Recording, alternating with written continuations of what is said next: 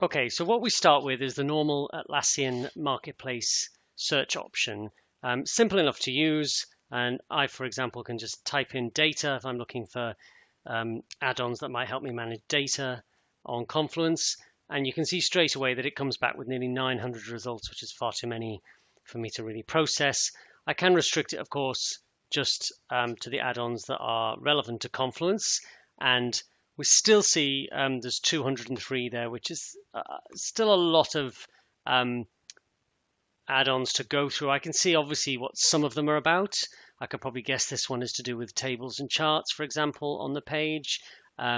This one probably something to do with Excel spreadsheets. But obviously I can't go through all 200 of them. Well, I could do, but it would take a long time. So although there are other options, for example, I could restrict it to if I was on a cloud instance, for example, that might help. But it doesn't really tell me very much about what options are right for me as a user or would work best within my instance. So now I'm going to look at something I've put together that hopefully will help people make those decisions and get quicker to the add-ons that are best suited to them.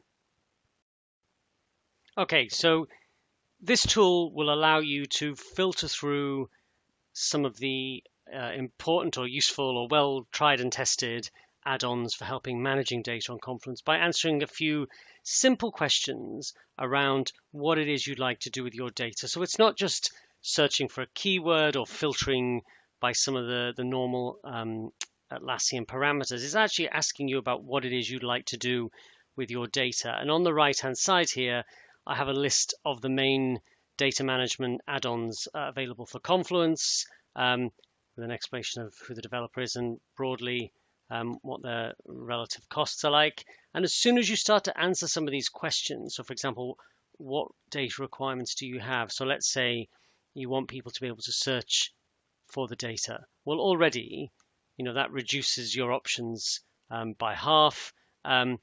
Maybe you want to be able to export the results. Again, that reduces your options down to just 5 or 6. And maybe you decide actually you have quite a large data set that needs to be supported. And again, that comes down to 4. So very quickly, once you start to ask yourself these key questions, you can begin to see what the most likely options for you are. And if you then combine that with some of the key questions around, well, do you really want to collaborate on this data?